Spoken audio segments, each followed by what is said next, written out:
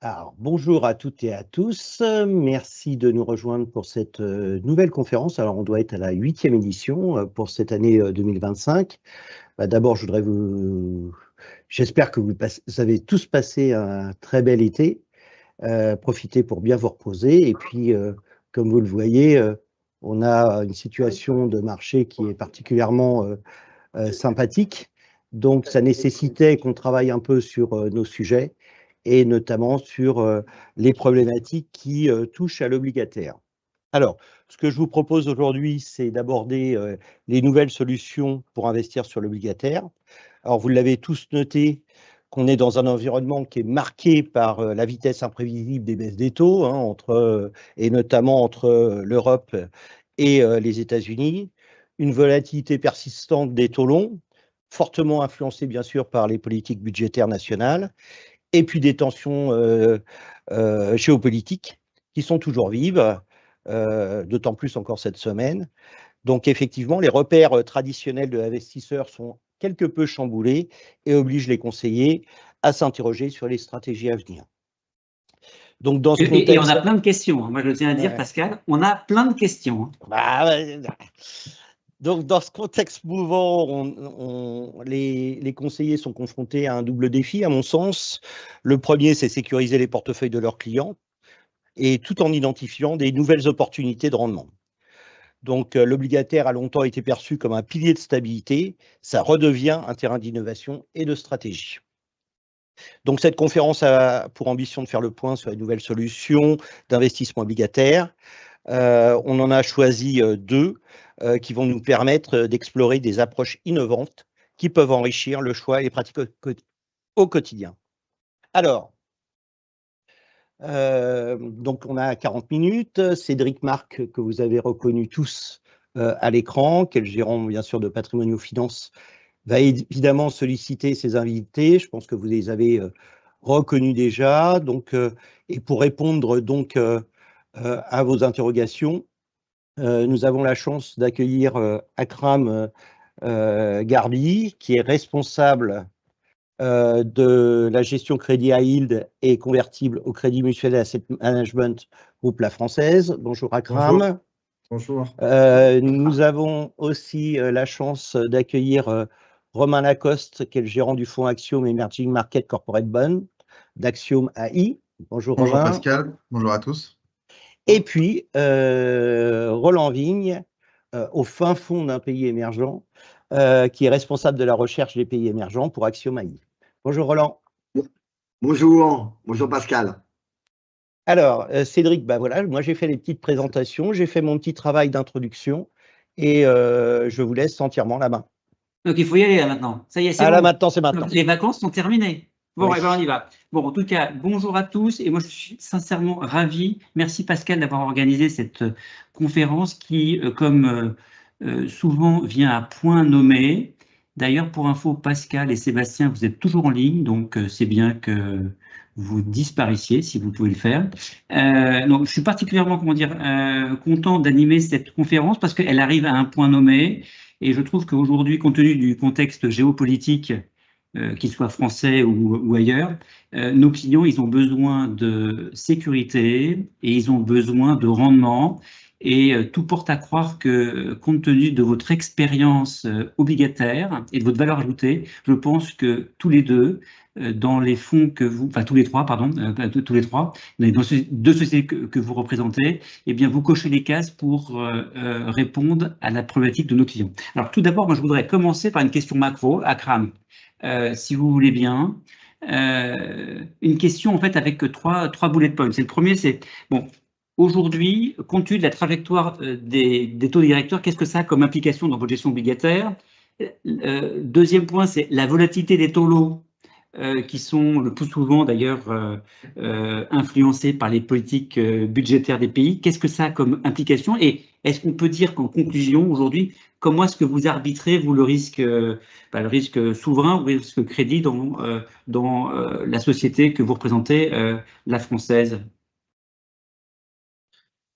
Merci Cédric, bonjour à tous. Donc effectivement, le marché obligataire aujourd'hui fait beaucoup l'actualité. Il fait l'actualité depuis quelques temps.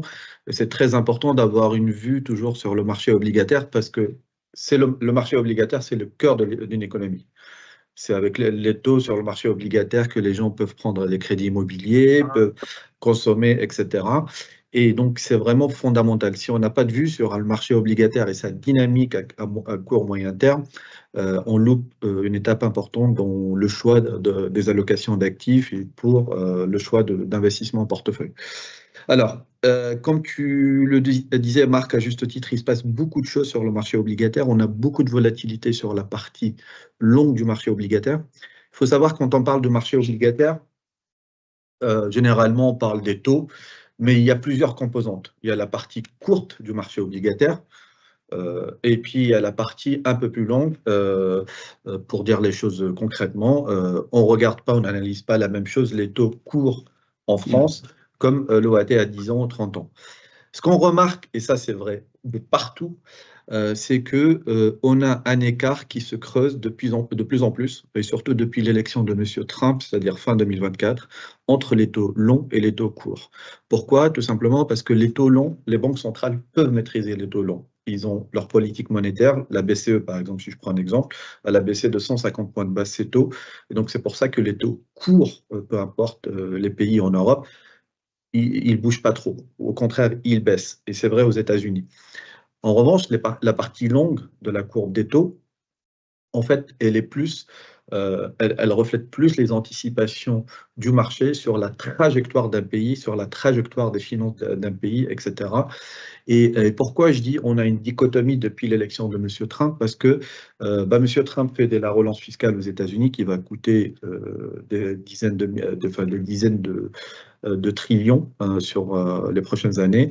Et en Europe, on fait de la relance budgétaire, on augmente le budget de l'armement, tout ça. Donc tout le monde se dit comment les États vont financer ça, comment ils vont faire, et je pense qu'on est tous bien placés en France pour savoir connaître un tout petit peu le débat.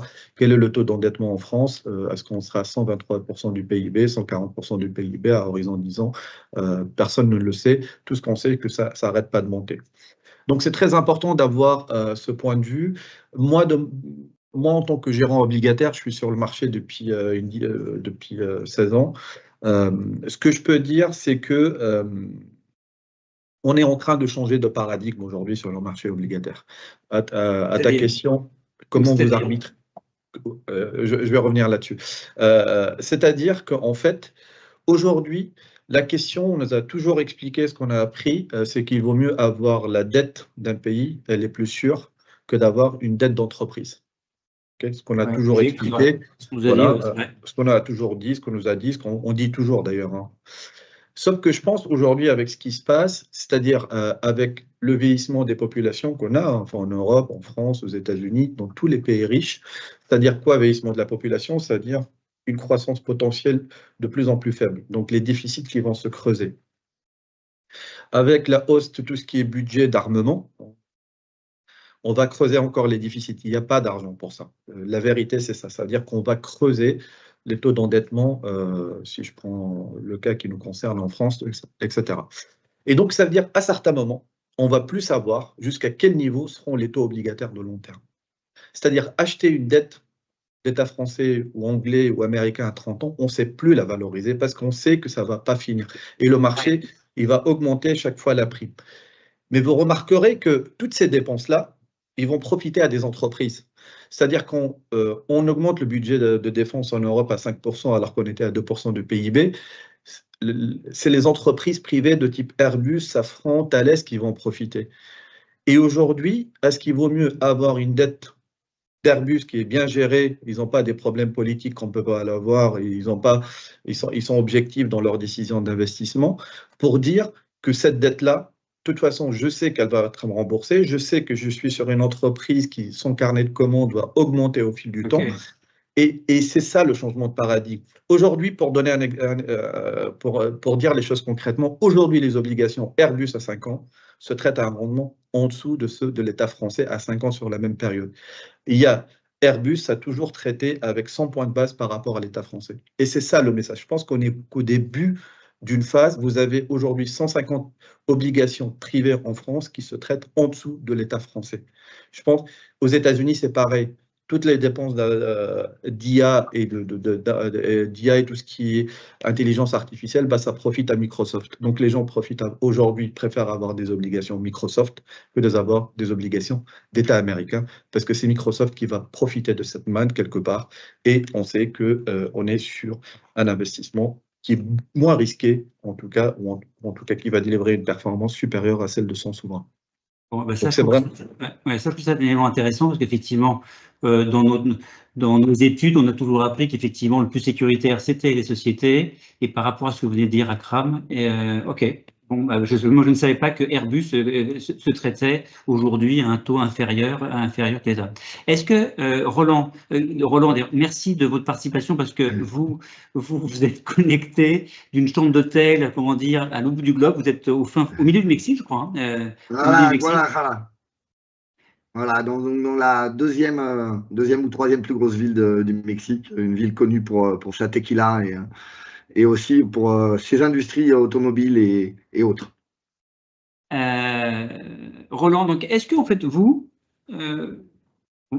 est-ce que pour vous on se pose les mêmes questions en termes de j'investis sur du souverain, sur du corporate, et puis j'aimerais bien que vous parliez en fait quelles sont les zones en tant que stratège global de l'allocation d'actifs obligataires, quelles zones vous privilégiez, et puis qui dit zone en dehors de la zone euro, comment est-ce que vous traitez votre risque de devise et par rapport au risque taux?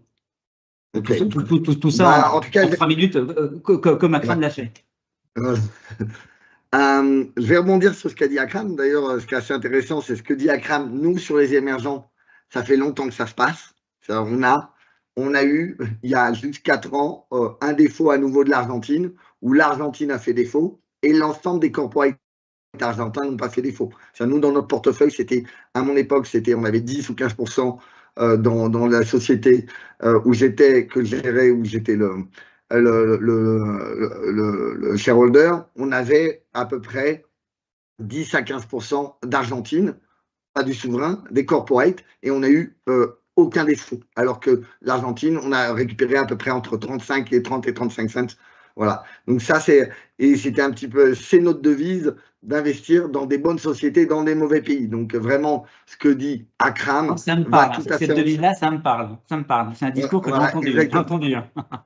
Exactement. Et donc moi, bon, ça fait 26 ans que je couvre les émergents, 26 ans que je couvre l'Amérique latine, 26 ans qu'il y a des défauts, on est à des pays qui sont mal gérés et des entreprises qui savent qu'elles sont dans des pays compliqués et du coup, au contraire, qui sont beaucoup plus qu'en Europe, comme elles sont dans des pays compliqués, elles sont encore moins agressives sur l'investissement, elles sécurisent plus de cash, elles font très attention justement à ces problèmes macroéconomiques qui peuvent, pour pas rentrer en défaut et pour un shareholder ne pas perdre son entreprise si le pays fait défaut. Comme je disais, il y a 10 ans, l'homme, 15 ans, l'homme le plus riche du monde, c'était un Mexicain qui s'appelait Carlos Slim. Et à ce moment-là, le Mexique, si on regarde, il y a 25 ans, il a fait défaut. J'ai dit, quand il a fait défaut, il n'a pas perdu son entreprise, qui s'appelait Telmex, qui était l'opérateur, le France Télécom mexicain. Après, il en a fait un géant.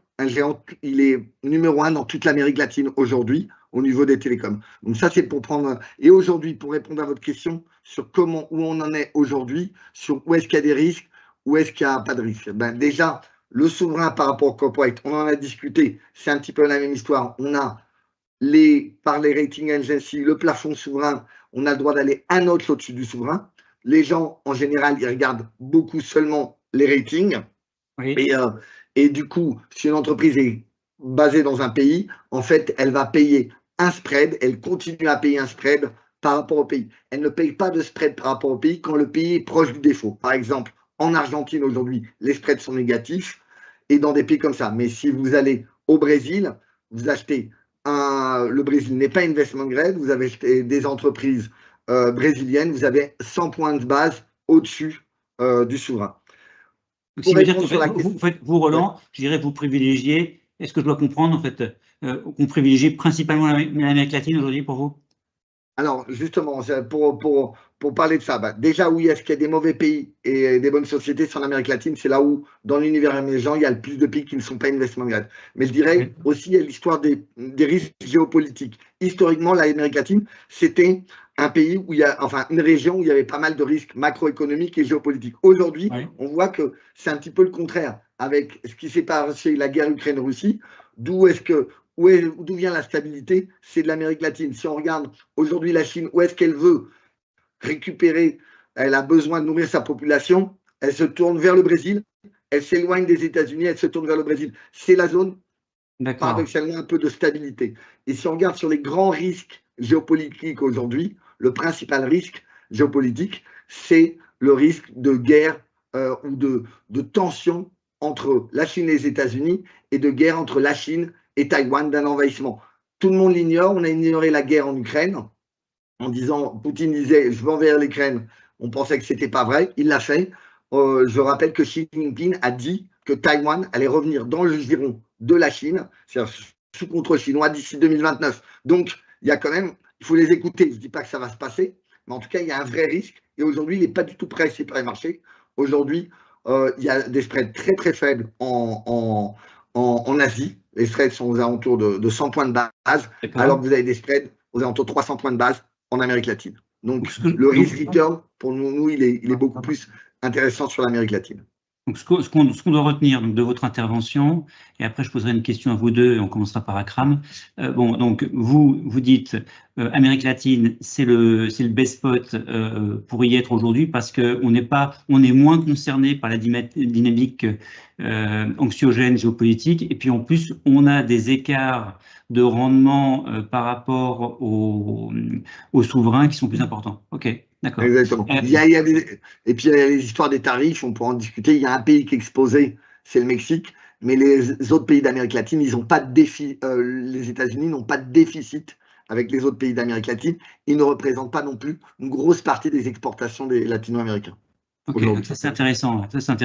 Akram, et après je reposerai la question à Roland, mais Akram, comment est-ce que vous bossez? Parce que moi j'aimerais bien savoir en fait, quelles sont vos spécificités, la méthodologie, et puis voir si est-ce que vous intégrez l'ESG, est-ce que c'est est-ce que vous l'intégrez dans votre philosophie d'investissement ou pas?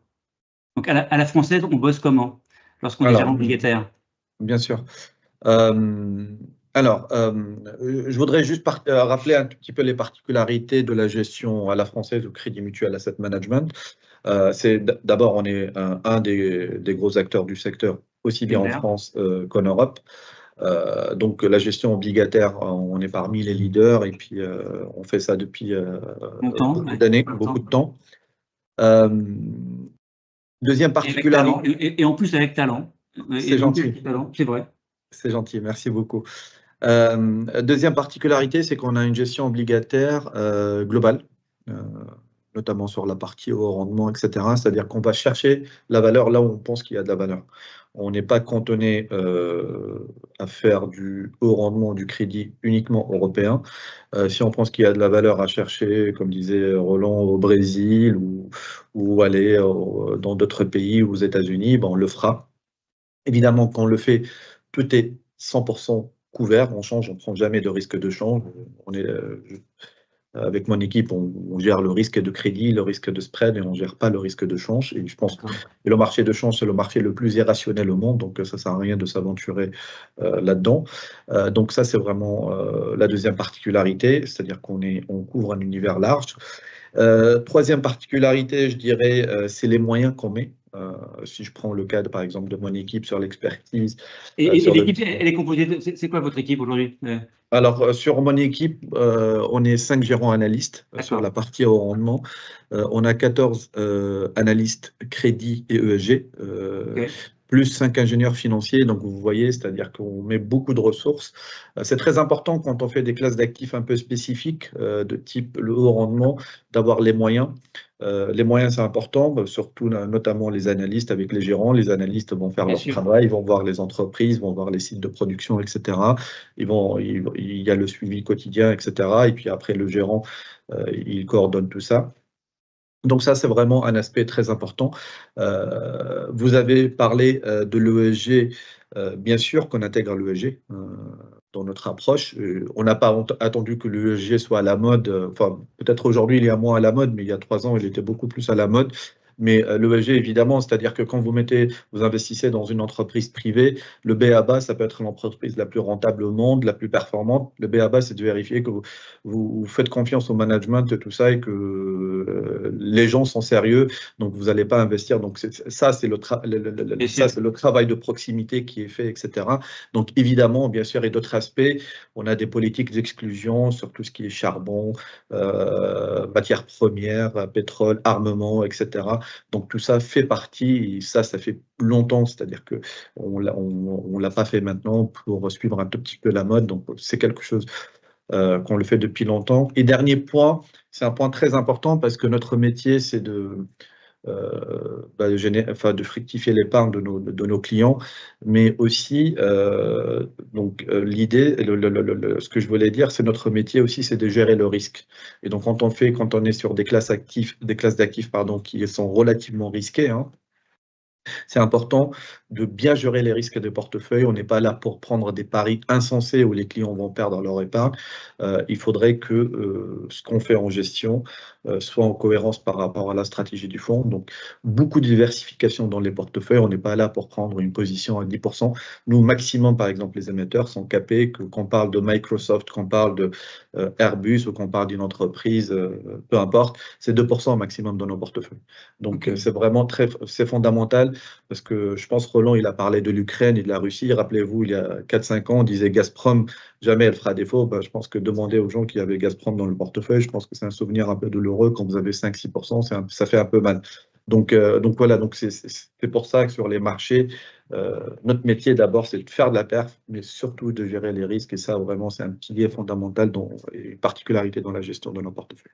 Moi, ce que je retiens de ce que vous venez de dire, Akram, c'est que, je dirais, la française, elle permet d'avoir une équipe importante, structurée, et qui permet d'ailleurs de suivre la gestion du risque pour optimiser le couple rendement-risque pour les clients. Ok, j'ai noté. Même question, Roland. Comment est-ce que au sein d'Axiom, vous travaillez et qu'est-ce que vous avez comme spécificité? Quelle est votre méthodologie? D'abord, on a une méthodologie qui est bottom-up. On vient du crédit. D'abord, pour nous, c'est la principale. C'est pas gérer les taux, c'est déjà gérer que les entreprises dans lesquelles on investit, parce qu'on est corporate bond, hein, elles ne fassent pas faillite. Et donc, c'est une gestion principalement bottom-up. Et cette gestion bottom-up, nous, on est sur Airbus, il y a beaucoup, par exemple, d'informations, beaucoup d'analyses qui la suivent. Nous, on a beaucoup d'émetteurs qui sont, on va dire, ça ne veut pas dire que ce ne pas des très grandes entreprises, mais en tout cas, au niveau des suivis d'analyse, c'est beaucoup plus confidentiel. Et donc, ce qu'on fait, on fait beaucoup de calls avec les entreprises. On fait à peu près, on les rencontre ou on fait des calls, on fait à peu près 500 calls par an avec les entreprises. On en rencontre une centaine par an physiquement. On va les voir, on va en Argentine, on va en Turquie. Là, il y a quelqu'un qui va à Oslo parce qu'il y a tout un secteur qui se réunit là-bas avec beaucoup d'émetteurs émergents. On va à Miami pour des conférences. À Londres, on sera aussi. Donc, on rencontre beaucoup ces gens-là. On les rencontre. Moi, je suis basé à Sao Paulo. Là, je suis au Mexique en train de rencontrer des entreprises. Et j'ai un analyste qui est basé à Mexico et qui rencontre aussi les entreprises directement. Voilà, Donc, voilà un petit peu bottom-up et très proche des émetteurs. Parce qu'après, il y a la macro, il y a ce que on dit dans le journal, et puis on dit, ah bah ça se passe très très mal au Brésil, Dilma, il y a quelques années, et en fait, il y avait un secteur qui boomait, qui était le secteur de la pâte à papier, parce que justement, ils avaient eu pas mal de mauvaises années, et il y avait une reprise du marché, et en même temps, il y avait une dévaluation de la monnaie, et eux, ils étaient exportateurs, et c'était extrêmement bien pour eux. Et d'ailleurs, leurs actions, elles ont pris plus 100% sur l'année 2015. Et en même temps, qu'est-ce qu'on avait? On avait le yield, parce qu'il y avait un problème sur le Brésil qui augmentait. Et leurs bonds, ils ont perdu 20%, alors que ça marchait très, très bien. Et du coup, on avait 8, 9%, 10% de yield pour des entreprises qui allaient super bien. Quand vous avez rencontré des entreprises qu'elles vous disaient ça va super bien, et ben, c'était différent de ce que disait le marché. Et ça, on aime bien. Donc, c'est une analyse bottom-up. Le ESG, pour répondre un petit peu aussi à la question, comme pareil, on n'a pas attendu que le ESG soit à la mode pour l'intégrer, surtout la partie, bien entendu, gouvernance et risques environnementaux. Voilà, donc ça, on a la gouvernance, la willingness to pay, la volonté de payer d'un émetteur, c'est fondamental, et surtout dans des pays émergents, où, où il y a certains pays où les lois peuvent être, c'est moins en moins le cas, mais où on peut avoir un certain contrôle. Il y avait historiquement un certain contrôle sur les lois, sur des bankruptcies de certains émetteurs. Donc, éviter ceux qui take advantage, qui prennent avantage des trous dans la raquette d'une régulation, c'est fondamental. Moi, ce que je retiens, Roland, c'est que votre ultra proximité des entreprises et ce qui se comprend, puisqu'on s'adresse à des entreprises émergentes, c'est ce qui permet de faire la différence et d'avoir la bonne information au bon moment. Okay. Roland, vous êtes le gérant, du fonds Axiom Emerging Market Corporate Bond. Le long n'est pas trop long, mais tout est dit, au moins tout est dit. Est-ce que vous pouvez nous dire comment est-ce qu'il est né ce fonds et quels étaient les objectifs à l'époque lors de la création que vous vouliez atteindre et pour quel marché? Oui, bien sûr. Ouais. Alors l'histoire, c'est qu'avec Roland, on a travaillé ensemble pendant près de 10 ans sur la dette émergente, dont une grande partie au Mexique. Ça, on s'en souvient. Ouais. Donc en fait, non, tout à fait. Ce qu'on doit comprendre, c'est que le binôme, il continue à bosser. Exactement, ouais. On a rencontré un certain succès sur les différents fonds qu'on a pu gérer, avec des performances qui ont été assez solides par rapport à nos indices. Et finalement, l'idée de cette nouvelle stratégie, c'est de reconstituer cette association qui a bien fonctionné, mais tout en intégrant de nouvelles capacités, notamment en capitalisant sur l'expertise historique d'Axiom sur le secteur des financières naturellement, et ainsi que sur la gestion des taux. Et donc, l'objectif principal de cette nouvelle stratégie, c'est de lancer un produit qui va être, je pense, différenciant par rapport aux autres offres qui existent sur le marché. Un produit qui va être construit sur notre ADN historique qu'a évoqué Roland, c'est-à-dire une gestion bottom-up de conviction, mais avec une diversification sectorielle qui va être plus importante, avec une poche financière qui est aujourd'hui la principale poche en portefeuille, 17%, et une dimension macro qui va être plus marquée via la gestion active des taux. Et pour répondre à votre question sur le développement, alors on s'était fixé à l'origine un objectif d'atteindre 100 millions d'euros d'encours à horizon 1 an. Le fonds a été lancé en mai de l'an passé. C'est dépassé là, c'est dépassé. C'est dépassé, absolument. L'objectif a été rempli puisqu'on est à près de 135 millions d'euros de collecte. Et en termes de performance, l'objectif de gestion est de réaliser Esther plus 500 points de base avant frais. Et là aussi, l'objectif a été rempli puisqu'on a une performance de 10,7% en euros net de frais sur la part retail depuis le lancement du fonds en juin 2024. Donc les objectifs ont été remplis jusqu'à présent. Et en termes de votre question sur les besoins à qui on s'adresse sur le marché, je dirais qu'aujourd'hui, on est dans un environnement où les rendements obligataires ont plutôt tendance à baisser depuis quelques mois avec les taux. Avec notre fonds, on est encore en mesure de proposer un rendement brut proche de 7% en euros, donc ce qui est conséquent. Ouais, pour un SRI 3. Donc pour moi, ce fonds, c'est une alternative qui est assez intéressante pour des allocataires d'actifs qui cherchent à donner un petit peu plus de rendement à leur portefeuille, tout en allant sur un risque qui va être un petit peu différent, dans le sens où, par rapport à une gestion high yield européenne traditionnelle, dans le sens où on va avoir un petit peu moins de risques de crédit idiosyncratique, puisqu'on est sur des émetteurs qui généralement sont moins endettés, sont de meilleure qualité. Et en contrepartie, on va avoir un petit peu plus de volatilité liée à des facteurs exogènes, notamment à l'environnement macro. Et un point important aussi, je ne sais pas si Roland l'a évoqué précédemment, mais on ne prend pas de risque de change sur le portefeuille. On investit exclusivement sur des obligations qui sont en devises dures, en dollars ou en euros. Et ensuite, le risque de change sur le dollar est hedgé et on ne prend aucun risque de change sur les portefeuilles. D'accord. Ça c'est important. Ok, le savoir. Oui. Ok. Merci Romain. Akram, même question, allez, même question. Donc l'idée du fonds, ça vient d'où? Quel objectif et puis pour quel type de client? Alors, l'idée du fonds, ça vient d'où? Ça vient du constat que aujourd'hui, quand vous investissez sur le marché du crédit, que ce soit du crédit high yield ou investment grade, et ça c'est vrai partout, et plus particulièrement en Europe, c'est que vous investissez quelque part dans la vieille économie. Ça veut dire quoi les entreprises de la vieille économie? c'est-à-dire des entreprises avec une trajectoire un peu de croissance qui décline dans le temps. Pourquoi? Parce qu'ils sont soit plus profitables, soit parce que leur secteur y souffre, etc. Pour dire les choses de façon très simple, si je demande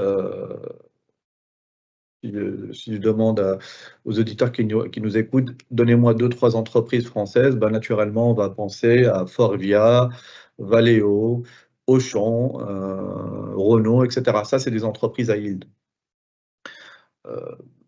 Aujourd'hui, le constat est très simple. Si je prends le secteur automobile, on va dire les choses de façon très simple mais factuelle, c'est que les marchés, ils ont pris les Chinois, ils ont pris le marché. Pareil, la grande distribution, c'est en déclin. C'est-à-dire qu'on a vu ce qui s'est passé avec Casino il y a 2 ans, etc.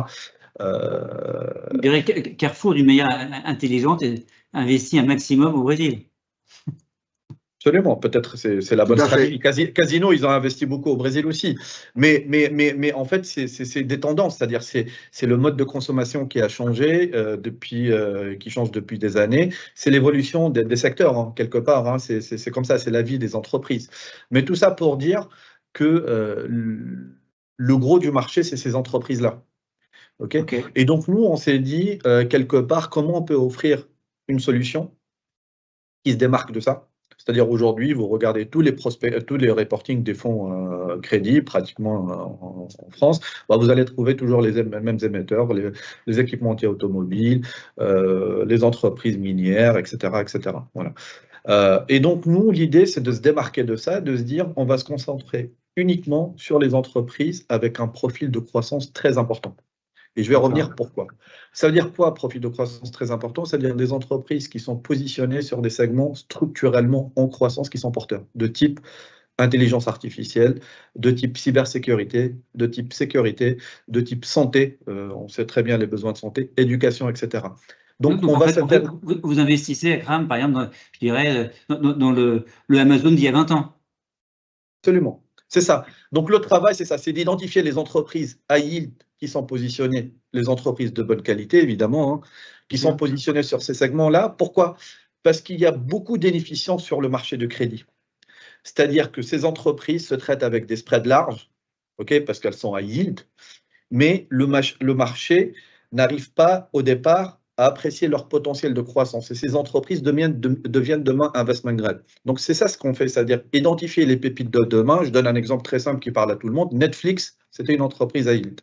C'était simple B il y a 6 ans. Donc, l'idée, c'est d'identifier des pépites de type Netflix ou de type Uber, qui était à yield aussi, hein, mais je peux vous en citer plein, mais je donne les exemples, tout ça, et de capter à l'achat des rendements intéressants sur ces entreprises-là, de porter et puis de profiter à la fois du portage et du resserrement des primes de spread quand ces entreprises deviennent investment grade, donc en valorisation capital. Donc, c'est tout le travail qu'on fait. Pourquoi? Parce que je disais, il y a beaucoup d'inefficience sur le marché de crédit. Et ça, on le fait partout. Évidemment, l'histoire se passe plus aux États-Unis, en Europe, qu'en Italie, en Espagne ou en France, parce que c'est là où on trouve les choses qui nous intéressent le plus. En France, je cite un exemple très simple sur une thématique qu'on connaît tous, tout ce qui est sécurité. Verisure, je pense qu'on est équipés tous de Verisure. Voilà, Verisure, c'est une entreprise AID qui fait 15% de taux de croissance par an. Probablement, Verisure sera investment grade demain. Donc, je pense que la thématique, que demain en France, qu'on soit en récession ou qu'il y a un problème politique, Verisure sera toujours rentable et rien ne va arrêter la trajectoire de l'entreprise. Roland, il est au Brésil. Certainement, il connaît Mercado Libéré, qui est, puisque tu as parlé, Cédric, d'Amazon, c'est un peu ça, c'est-à-dire on avait Mercado Libéré dans les portefeuilles, on l'a toujours d'ailleurs, parce qu'on trouve que c'est toujours intéressant. Donc c'est ça l'essence du portefeuille, donc vraiment l'idée c'est d'apporter une vraie valeur ajoutée, d'apporter quelque chose qui n'existe pas. On ne peut pas dupliquer au travers de la gestion passive, et ça c'est quelque chose. L'objectif, le fonds c'est un fonds article 9, parce qu'ils intègrent, donc on essaie d'identifier les entreprises avec un impact positif. Donc c'est pour ça qu'on intègre tout ce qui est filtre, ce qu'on appelle SDG ou ODD, Objectif de développement durable. C'est un fonds SRI 2 et avec l'objectif de délivrer une performance de 5% net par an sur l'horizon de placement qui est 3 ans. Et c'est un objectif qui est largement atteint depuis le... Ouais, c'est super. Donc ce que je retiens, Akram, de ce que vous venez de dire, c'est que vous investissez dans des sociétés des valeurs de croissance qui sont notées investment grade et compte tenu de leur dynamique de croissance, high yield, excusez-moi, high yield, et qui, compte tenu de leur dynamique de croissance, vont, vous l'espérez, se transformer en investment grade. Donc, il y a du portage à un taux élevé et en plus, il va y avoir une réduction des spreads, c'est ça? Absolument. Et on va profiter de ces deux leviers pour générer de la performance, effectivement. Donc, on n'est pas dans une logique que du portage, mais on active les deux leviers et on est décorrélé quelque part du reste du marché. Alors moi j'avais une question encore à Akram, puis après on passera une autre question à Roland. Mais en allant sur le site Patrimeta, je suis allé télécharger le reporting d'ailleurs, donc ça se trouve très bien. En fait, moi j'ai lu en fait que vous investissez dans les grandes thématiques, donc telles que je cite, changement climatique, innovation technologique, urbanisation et croissance démographique. Comment ces thématiques, je dirais, elles influencent concrètement déjà la sélection des émetteurs et puis la construction du portefeuille. Voilà. Comment est-ce que vous faites ça? Et puis comment est-ce que vous parliez tout à l'heure, comment est-ce que vous analysez, je dirais, pardonnez-moi de l'anglicisme, de l'upgrade de notation, dans le fond? Absolument. Déjà, vous l'avez compris un peu, c'est vraiment, il y a des thèmes dans le fond, on ne va pas déroger à ces thèmes-là. On ne va pas investir dans le secteur automobile, on ne va pas investir dans des foncières de bureau, on ne va pas investir dans des matières premières, des compagnies aériennes, peu importe. Donc, on exclut tout ça. Pourquoi? Parce qu'on considère que ces entreprises-là ne feront pas partie de ce qu'on appelle la nouvelle économie, c'est-à-dire ça ne sera pas des entreprises en forte croissance. Donc, effectivement, il faut qu'elle coche les thématiques. Après, l'idée, ce n'est pas parce qu'une entreprise fait de l'intelligence artificielle ou dans des thématiques qu'on avait sélectionnées, santé ou éducation, qu'elle sera dans le portefeuille. Donc, il y a une approche purement fondamentale. L'approche de gestion est purement fondamentale. On n'est pas là pour prendre des paris. C'est un travail fondamental qui est fait. Donc, je disais, il y a 14 analystes dans l'équipe qui travaillent sur ça. Ils vont décortiquer les entreprises, ils vont faire des projections, ils vont regarder la dynamique sectorielle, etc. Et donc, c'est comme ça qu'on va identifier ces futures pépites quelque part. Et donc, c'est vraiment quelque chose d'important en termes de choix d'allocation et en termes de sélection des entreprises. Il y a quelque chose que j'ai oublié de mentionner, mais c'est important. Moi, ce que j'aime beaucoup dans le fonds, c'est qu'on donne quelque part du sens à la finance. Et je pense que c'est notre mandat. C'est-à-dire, en finançant des entreprises qui vont avoir un impact positif, parce qu'une entreprise pharmaceutique qui va développer des médicaments, tout ce qui est cybersécurité, qui va sécuriser tout ce qui est éducation, tout ça, c'est-à-dire on est en train de flécher l'investissement vers ce type d'entreprise, parce que c'est ça qui va avoir un impact positif pour nous, pour nos enfants, pour tout le monde quelque part. Et donc, c'est ça mais l'idée, c'est de cibler que les entreprises vraiment de bonne qualité là-dessus et qu'on pense qu'ils seront demain investment grade. Parce qu'on parle de fonds, mais on ne l'a pas cité, le fonds. Donc le fonds, le nom complet, c'est Credit Innovation. Est-ce que vous pouvez me dire? Alors, le nom complet, c'est la française Credit Innovation. Absolument. Bon, ça, c'est facile à retenir. Crédit Innovation, voilà. Crédit Innovation. En français. Et on parlera après, bien évidemment, où est-ce qu'on peut acheter vos fonds. C'est une question, bien sûr, que je vous poserai. Romain, c'est à vous, Romain. Romain, en zone géographique, est-ce qu'on peut parler en fait, de géographie de vos investissements? On peut parler peut-être de rendement risque et puis puisqu'on parle d'émergent, parfois on se dit défaut, taux de défaut, oui, là, mais est-ce que c'est plus rentable, comment dire, la Veuve de Carpentras va vous dire, si, elle investit, la Veuve de Carpentras, j'en ai comme client, elle va vous dire, mais le taux de défaut est plus important, ou pas? Bonne question. Alors déjà sur les zones géographiques, comme l'a précisé Roland, c'est aujourd'hui en Amérique latine qu'on voit le plus de valeur. Les primes de risque sont plus élevées que ce qu'on peut avoir en Asie ou au Moyen-Orient. Et dans le même temps, les tensions géopolitiques sont relativement limitées, on l'a évoqué. Et même sur les pays les plus fragiles, comme l'Argentine, l'Équateur, aujourd'hui, la dynamique du fait notamment d'un changement politique est plutôt positive. Donc globalement, la région présente plutôt bien. Et si on rentre maintenant davantage dans le détail, Un pays qu'on aime beaucoup, c'est le Brésil. Je citerai notamment alors c'est la première position en portefeuille, 13%. Le fonds est assez diversifié au niveau géographique. Il y a le secteur de l'énergie notamment qui se porte très bien. Il faut savoir que les champs pétroliers brésiliens offshore ont été ouverts aux grandes majors, Shell, Total, il y a une dizaine d'années environ. Et c'est aujourd'hui seulement qu'on voit l'impact sur les niveaux de production et sur la demande aussi pour les services liés à cette industrie. Et donc on voit des émetteurs brésiliens de très bonne qualité, surtout qui connaissent une très forte croissance de leur profit opérationnel justement, et qui profitent de cette manne brésilienne, mais qui aujourd'hui présentent encore des primes de risque assez importantes, au-delà de 500 points de base, malgré des trajectoires qui sont très intéressantes en termes de génération de flux de trésorerie et en termes de désendettement. Mais alors, Romain, j'ai une question à vous poser. Est-ce que le fonds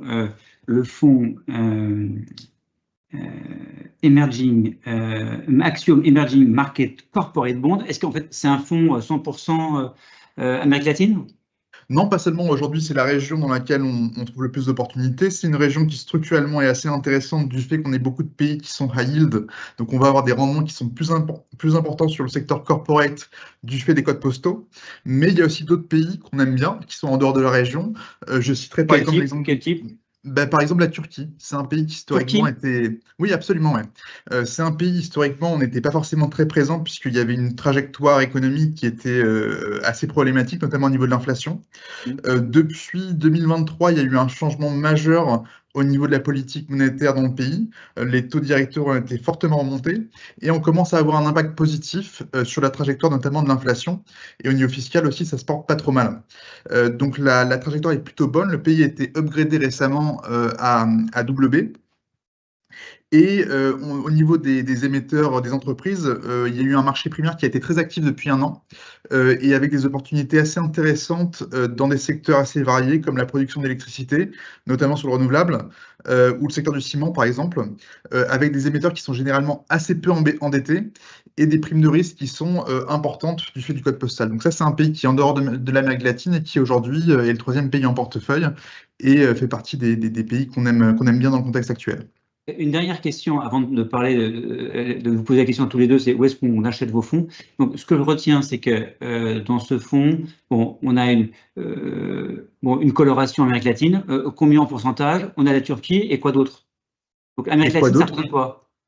L'Amérique latine, ça représente environ 60% du fonds, okay. Donc c'est assez important. Bien sûr. On va avoir... on a compris pourquoi. On a compris effectivement pourquoi. Ouais, tout à fait. Qu'est-ce qu'il y a comme zone? Donc la Turquie, mais tiens, l'Asie, je sais pas, Asie, Europe de l'Est, il y en a dans Europe de l'Est, pas trop.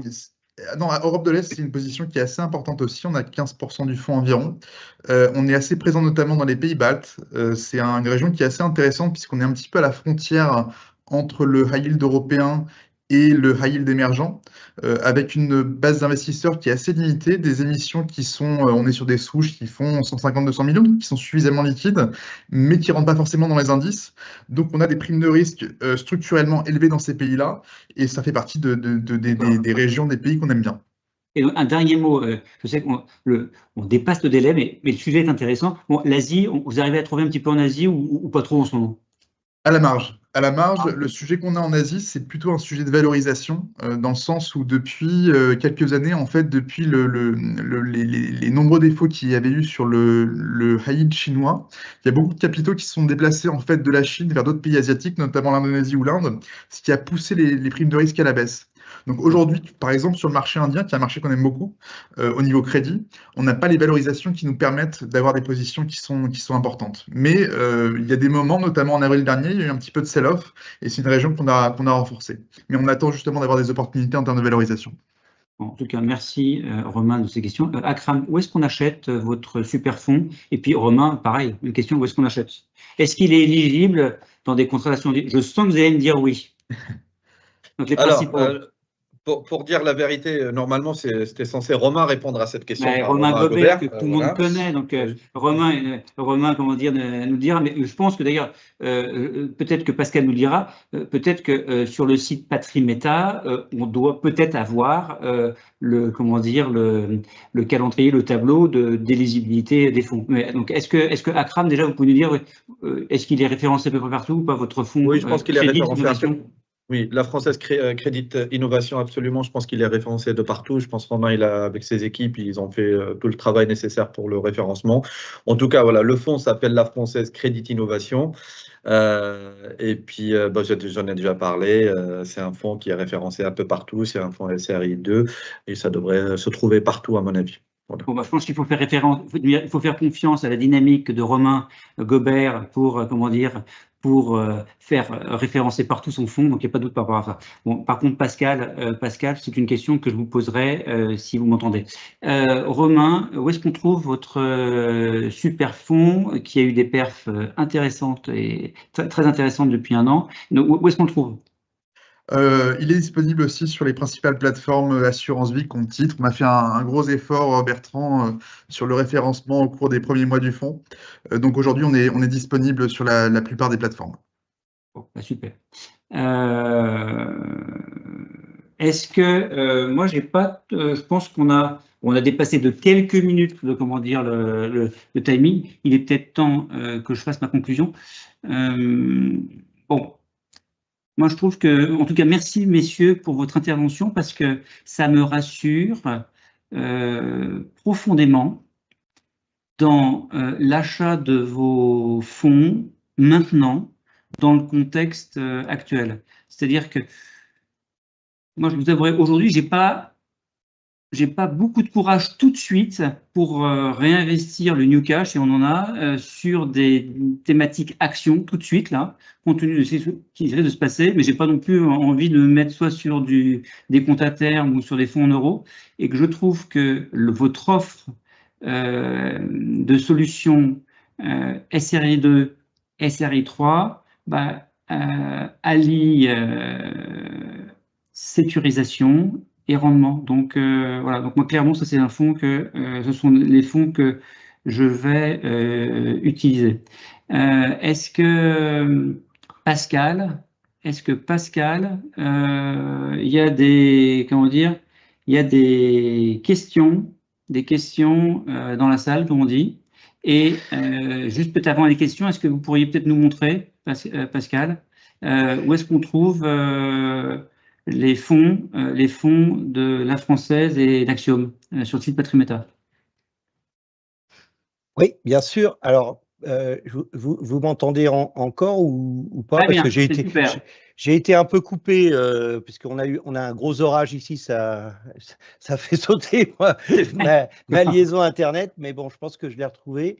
Est-ce que vous voyez la page qui est… Non, on ne voit plus que ça, d'ailleurs. On ne voit plus intervenants, on voit que ça. Voilà, au moins, c'est rassurant, ça marche. Donc c'est parfait. Donc, comme vous le savez, sur Patrimeta, on va retrouver l'ensemble des produits qui, au sein des différents types d'exposants, lorsqu'on regarde effectivement les produits d'Axiom, et pendant que vous évoquiez tout ça… C'est un rouge voyant en plus. Hein. Moi, j'adore. Ouais, c'est un rouge très, très voyant. Et donc, vous allez retrouver, comme pour l'ensemble des stands, un certain nombre d'informations. Je me suis amusé tout à l'heure, puisque sur le stand d'Axiom, il y a une petite innovation qu'on a mis en place très récemment, c'est qu'ils ont maintenant Emma, leur collègue virtuel. C'est-à-dire quand l'équipe commerciale est en vadrouille, effectivement, on peut poser quelques questions à Emma. Et donc, j'ai posé la question à Emma si on pouvait retrouver les contrats sur lesquels elle était éligible. Et puis, bien évidemment, il m'a présenté la fiche produit d'Axiom Emerging et effectivement toutes les informations sur le produit qu'on peut retrouver directement. Et ça, c'est fait d'une façon rigoureuse parce que c'est un petit moteur d'IA qu'on a installé très récemment, qui est encore en test, mais qui fonctionne assez bien. Merci Emma. Est-ce qu'on trouve la même chose chez la Française? Qu'est-ce que sur la Française?